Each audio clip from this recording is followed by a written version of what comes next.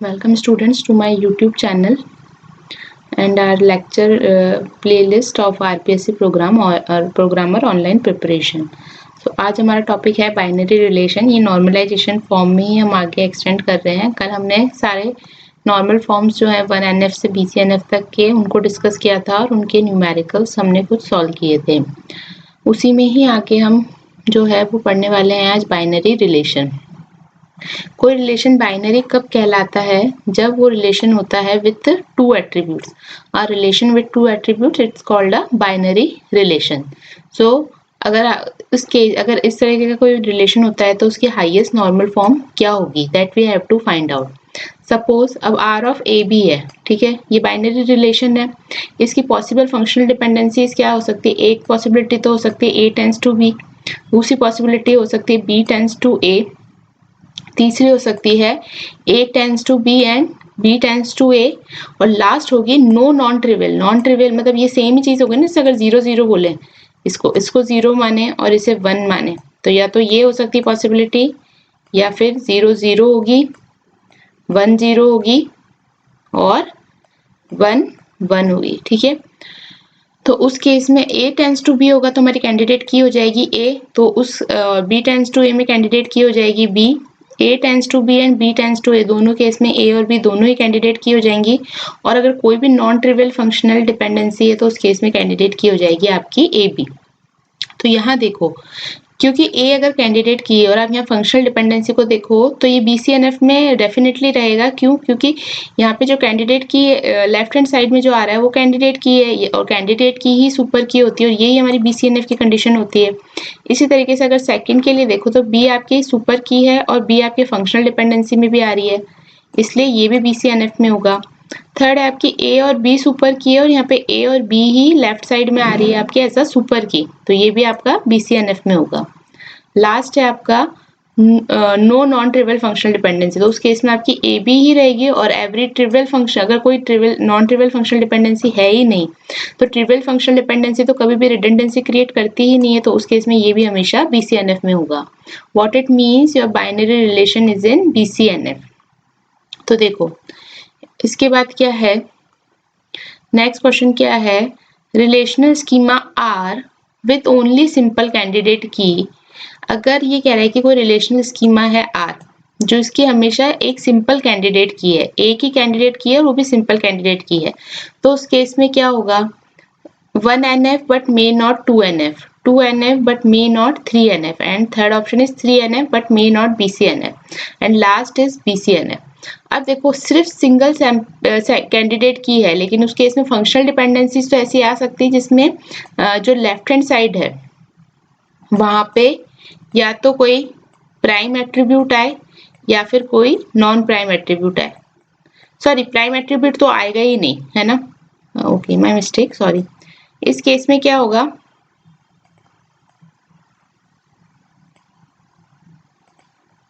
क्योंकि simple candidate की है तो उसका कोई प्राइम एट्रीब्यूट तो रहेगा ही नहीं, तो यहाँ पे हमेशा नॉन प्राइम एट्रीब्यूट ही आएगा, ठीक है, और यहाँ पे भी कोई नॉन प्राइम एट्रीब्यूट ही आएगा। ओके, तो इस केस में क्या होगा, देखो 1NF में तो होगा क्योंकि कोई मल्टी वैल्यू डिपेंडेंसी नहीं है, लेकिन ये रिलेशन स्कीमा 2NF में भी होगा। 2NF में क्यों? क्योंकि कभी भी लेफ्ट हैंड साइड में कोई भी प्रॉपर सबसेट नहीं आएगा कैंडिडेट की का, because of a simple candidate की। दैट मीन्स पार्शियल डिपेंडेंसी कभी क्रिएट नहीं होगी, तो उस केस में आपका जो रिलेशन है वो 2NF में तो होगा। नेक्स्ट क्या है, 3NF में हो सकता है क्या? 3NF के लिए होता है या तो ये कैंडिडेट सुपर की हो या फिर ये प्राइम एट्रीब्यूट हो, लेकिन आप देखो कंडीशन क्या होगी, non prime to non prime. इसका मतलब जो रिलेशन है वो 3NF में भी नहीं होगा और 3NF में नहीं है इसलिए वो BCNF में भी नहीं होगा, ठीक है। तो अगर इस तरीके का कोई क्वेश्चन आता है तो उसका आंसर होगा आपका 2NF but may not 3NF, क्योंकि इस केस में पार्शियल डिपेंडेंसी इसमें नहीं आ रही। नेक्स्ट है R of A B C D दे रखा है और आपको ये इसके लिए इन्होंने फंक्शनल डिपेंडेंसीज दे रखी है, तो इसमें आपकी कैंडिडेट की क्या हो जाएगी, अगर A का क्लोजर निकालोगे तो B C और D आ जाएंगे, B का क्लोजर निकालोगे तो भी A खुद B तो आएगा ही और C और D आ जाएगा, लेकिन C का क्लोजर निकालोगे तो सिर्फ D आएगा और C आएगा और D के क्लोजर में सिर्फ D आएगा, तो उस केस में आपकी कैंडिडेट की हो गई A एंड B। तो देखो अगर हम 2NF की बात करें तो ये 2NF में है ना, क्योंकि कोई पार्शियल डिपेंडेंसी नहीं है, यहाँ पे भी कोई पार्शियल डिपेंडेंसी नहीं, यहाँ पे भी नहीं है। अब हम बात करते हैं 3NF की, तो 3NF में A सुपर की है इसलिए ये 3NF में है, B भी सुपर की है अगेन इसलिए ये भी 3NF में है, B2C भी B सुपर की है इसलिए ये भी 3NF में है। लेकिन C2D में ये भी नॉन प्राइम एट्रीब्यूट है और D भी नॉन प्राइम एट्रीब्यूट है, तो उस केस में क्या हो जाएगा, ये 3NF में नहीं होगा। ठीक है, और यही इसका वैलिडेशन है इस क्वेश्चन का। आप देखिए तो यहाँ पे आपकी कैंडिडेट कीज कैसी है, सिंपल कैंडिडेट कीज है ना, दोनों कैंडिडेट की सिंपल है, तो उस केस में आपका रिलेशन हमेशा 2NF में होगा, क्योंकि कभी भी कोई पार्शियल डिपेंडेंसी नहीं होगी, लेकिन कभी भी 3NF में हो भी सकता है, नहीं भी हो सकता।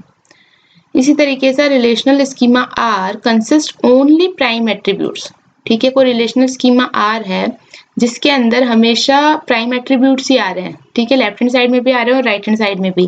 तो ये कंडीशन हमने देखी थी कि जब 3NF होता है उसमें या तो लेफ्ट हैंड साइड की जो एट्रीब्यूट है वो सुपर की होना चाहिए या फिर राइट हैंड साइड में प्राइम एट्रीब्यूट आना चाहिए।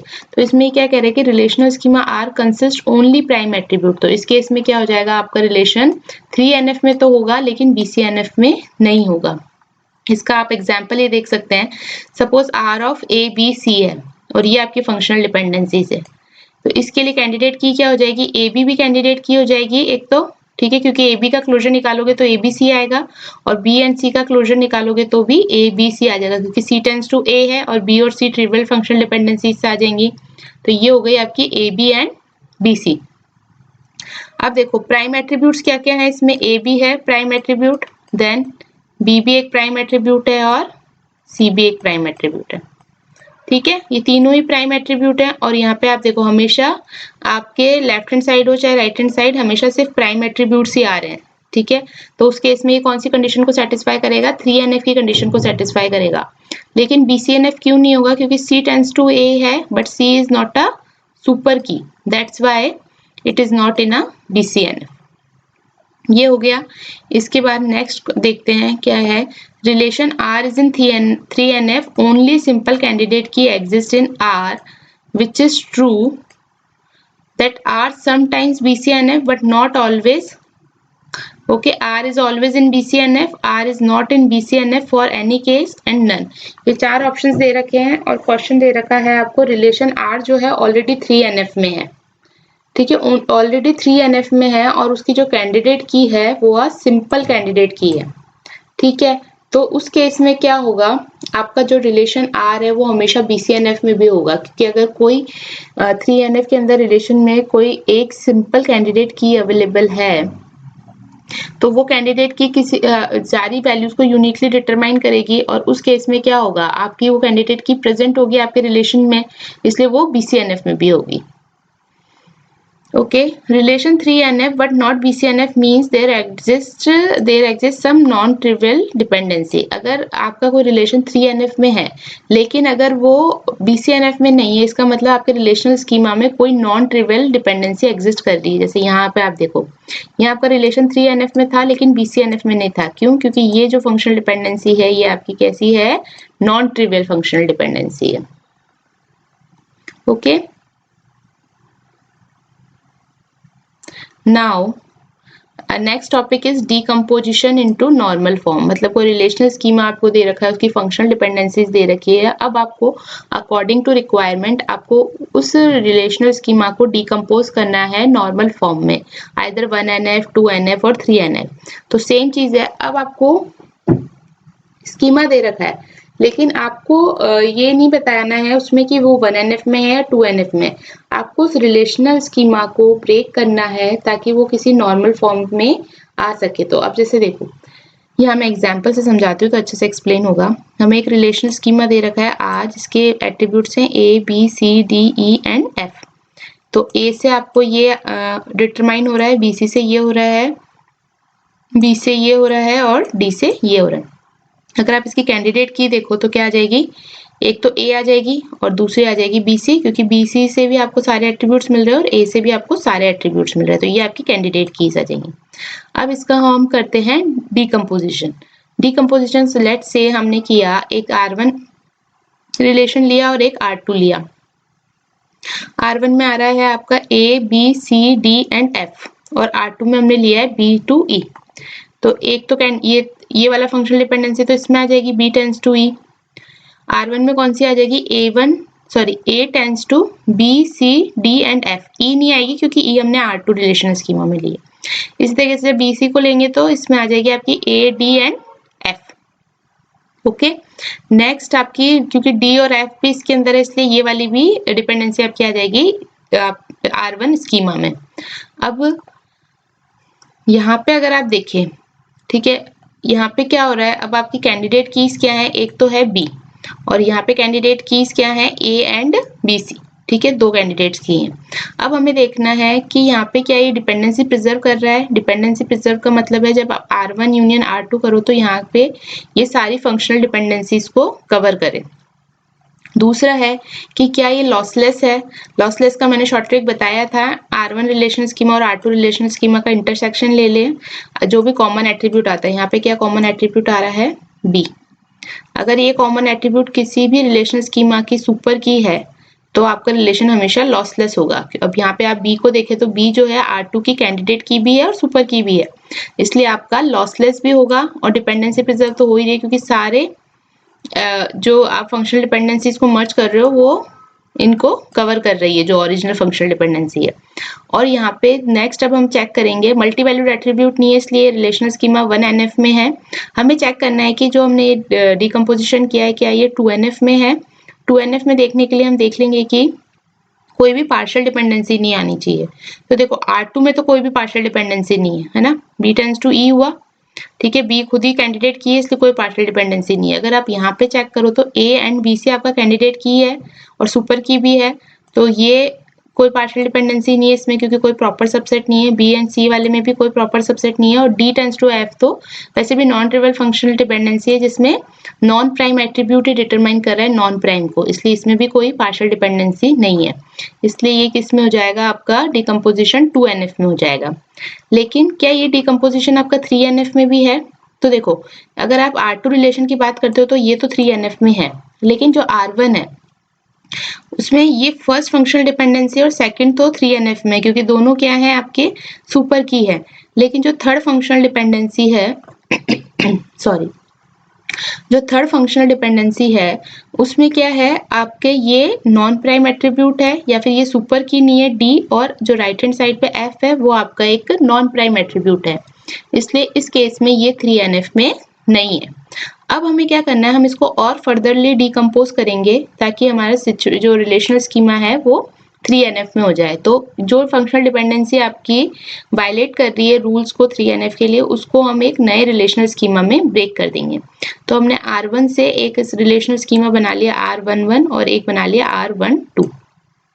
R1 जो है उसके R11 जो है उसके अंदर हमने एट्रीब्यूट्स लिए A, B, C and D। R12 में हमने लिए D एंड F। तो D टेंस टू F हो जाएगा यहाँ पे हमारा हो जाएगा A tends to BC D and BC tends to AD। अब F हट जाएगा क्योंकि F हमने नेक्स्ट रिलेशन में ले लिया है।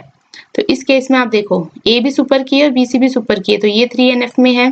D टेंस टू F में D सुपर की है इसलिए ये भी 3NF में है, और B टेंस टू E में ये सुपर की है इसलिए B R2 जो रिलेशन है वो भी 3NF में है।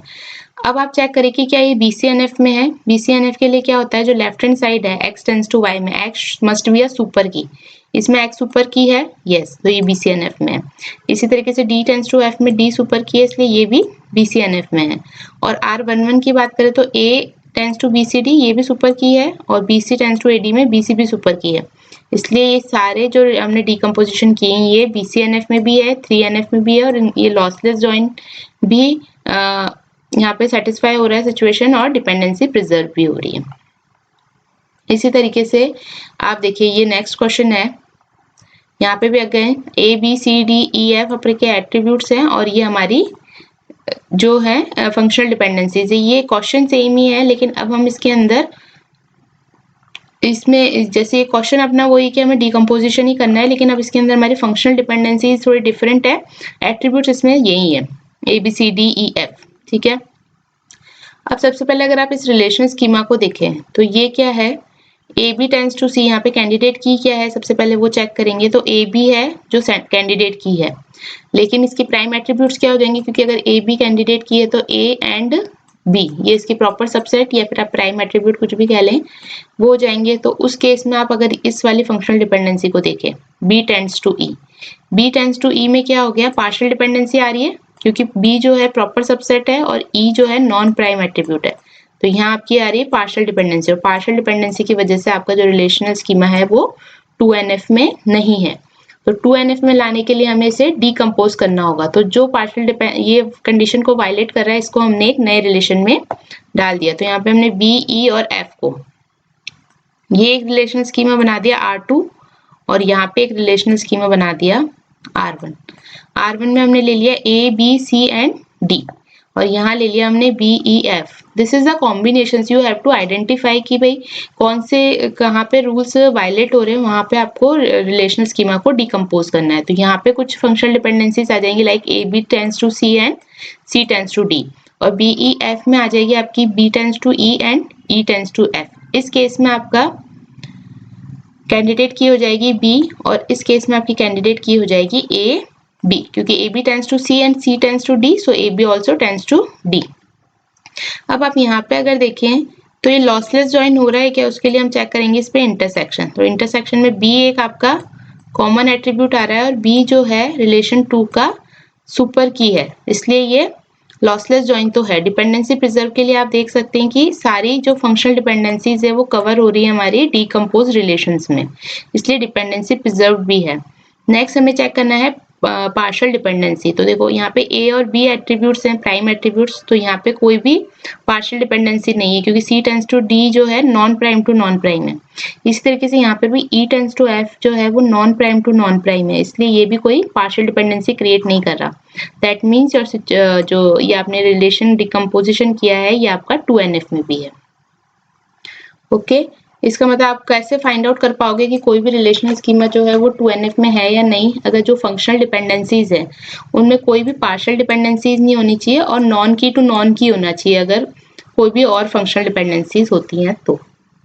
इसको फर्दर, बट अभी भी ये 3NF में नहीं है क्योंकि non prime to non prime यहाँ पे भी आ रहा है और non prime to non prime यहाँ पे भी एक फंक्शनल डिपेंडेंसी आ रही है। तो हम एक और रिलेशन यहाँ पे ब्रेक लगाएंगे या डीकम्पोजिशन करेंगे जिसमें हम A B C को एक रिलेशन स्कीमा में डाल देंगे। C और D कंडीशन वायलेट कर रहा है इसलिए इसको एक नए रिलेशन स्कीमा में डालेंगे।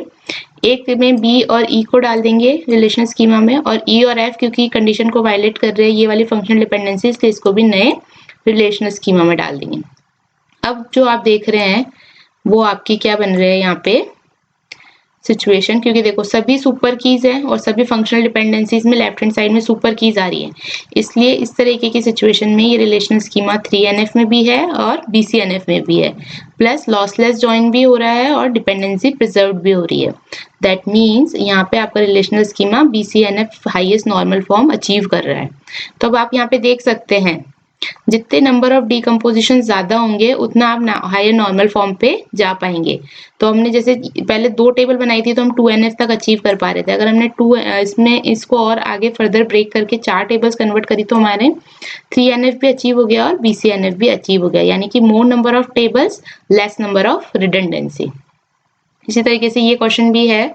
सो आई होप ये क्वेश्चन आप खुद से सॉल्व करेंगे। यूट्यूब वीडियो को पॉज करके इसे देख लेना, इसमें मैंने सोल्यूशन भी दे रखा है, और फिर भी कोई डाउट हो तो प्लीज कमेंट बॉक्स में आप लिखिएगा, मैं एक्सप्लेन कर दूंगी। ठीक है, अब ये हो गया हमारा डीकम्पोजिशन वाला पार्ट। अब है कि डेटाबेस का डिजाइन गोल क्या होता है। जब आप डेटाबेस बना रहे हो, अभी तक हमने नॉर्मल फॉर्म्स पढ़ ली, नॉर्मलाइजेशंस पढ़ लिया, डिपेंडेंसी प्रिजर्विंग क्या होता है, लॉसलेस जॉइन क्या होता है, फंक्शनल डिपेंडेंसीज क्या होती है, ER डायग्राम्स क्या होते हैं, ठीक है, या फिर कोई की कंस्ट्रेंट्स क्या होते हैं, डोमेन कंस्ट्रेंट्स क्या होते हैं। अब है कि हमारा गोल क्या होना चाहिए। तो गोल में जो क्या है, गोल में हम क्या कह सकते हैं, एक तो हमारी रिडंडेंसी होनी चाहिए 0%। 0% रिडंडेंसी हमें किस में मिलती है, BCNF में, लेकिन फॉर अ सिंगल वैल्यू। ठीक है, मल्टी वैल्यू डिपेंडेंसीज को अभी BCNF भी एलिमिनेट नहीं कर पाता। दूसरा क्या है, हमको लॉसलेस जॉइंट डीकम्पोजिशन चाहिए। ठीक है, लॉसलेस जॉइंट डीकम्पोजिशन जो है वो आपको हर एक नॉर्मल फॉर्म में मिल जाएगा 1NF to BCNF। और दूसरा हमें क्या चाहिए, dependency preserving decomposition. Dependency preserving decomposition जो है वो आपको 1NF to 3NF में तो मिल जाएगा, लेकिन कई बार जब अगर आप रिलेशनल स्कीमा को BCNF तक डिकम्पोज करते हैं तो कई बार क्या होता है, आपका रिलेशनल स्कीमा में डिपेंडेंसी प्रिजर्व नहीं रहती है।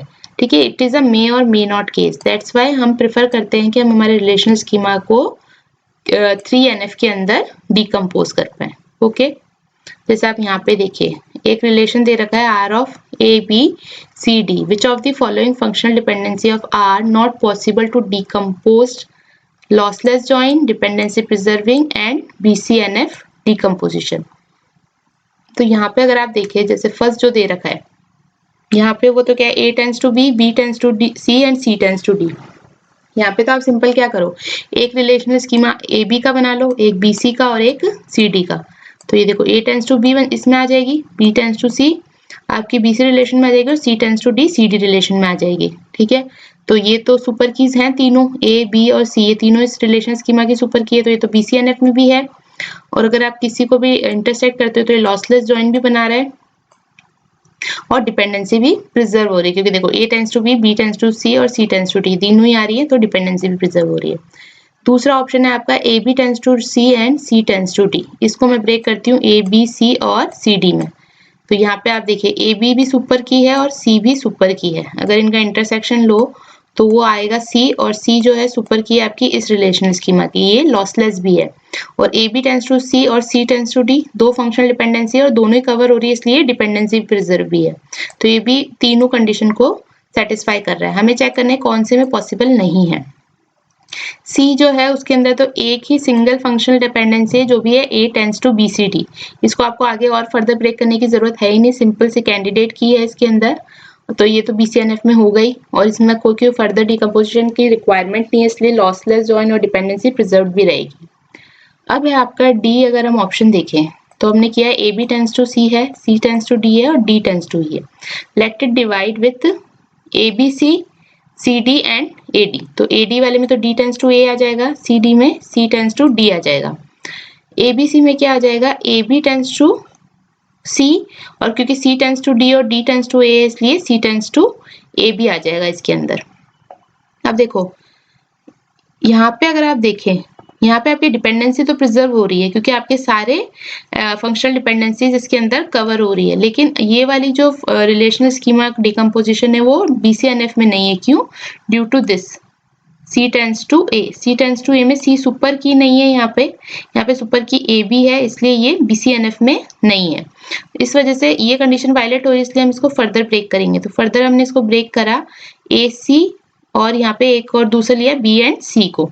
ठीक है, तो यहाँ पे B एंड C में तो ये एक ट्रिवियल फंक्शनल डिपेंडेंसी बन जाएगी क्योंकि कोई नॉन ट्रिवियल फंक्शनल डिपेंडेंसी नहीं है, लेकिन AC में क्या हो जाएगा, C टेंड्स टू A।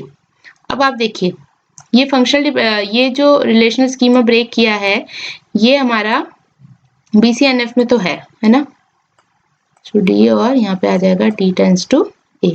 ये हमारा रिलेशनल स्कीमा BCNF में तो है, बट डिपेंडेंसी प्रिजर्व नहीं हो रही। डिपेंडेंसी प्रिजर्व क्यों नहीं हो रही? क्योंकि अब इस रिलेशनल स्कीमा से आप AB tends to C calculate नहीं कर पाओगे। जब भी अगर आप AB का क्लोजर लोगे यहाँ पे, तो AB का क्लोजर क्या आएगा यहाँ पे, A and B, that's it, not C। तो इस वजह से क्या हो रही है, आपकी डिपेंडेंसी प्रिजर्व नहीं हो रही क्योंकि आप ये वाली जो फंक्शनल डिपेंडेंसी है ये कवर नहीं कर पा रहे। ओके, सो या that's it for this lecture. I hope आपको ये लेक्चर समझ आया हो और लेक्चर में आपको मज़ा भी आया हो, क्योंकि मैंने इसमें बहुत सारे क्वेश्चंस भी कवर किए हैं जो भी पॉसिबिलिटीज़ हो सकती हैं। जितने भी अगर MCQs की हम बात करें जो अगर कॉम्पिटिटिव एग्जाम में आते हैं, आपके RPSC प्रोग्रामर में आने वाले हैं, सारी पॉसिबिलिटीज़ मैंने इस लेक्चर में कवर कर दी है। तो ये क्वेश्चंस आप करें, वीडियो को पॉज कर करके खुद से सॉल्व करने की कोशिश करें। जितनी आप प्रैक्टिस करेंगे उतना आपको ये चीज़ें समझ में आएंगी और कुछ भी रट्टाफिकेशन नहीं करना पड़ेगा। सो प्लीज़ अगर वीडियो अच्छा लगा हो तो लाइक एंड सब्सक्राइब करें एंड प्लीज़ शेयर करें ये वीडियोस आपके और दूसरे फ्रेंड्स के साथ जो RPSC प्रोग्रामर या कोई भी दूसरे कॉम्पिटिटिव एग्जाम्स की तैयारी कर रहे हैं जहाँ पे DBMS सब्जेक्ट उनके सिलेबस के अंदर इंक्लूड है। So thank you, please like and subscribe.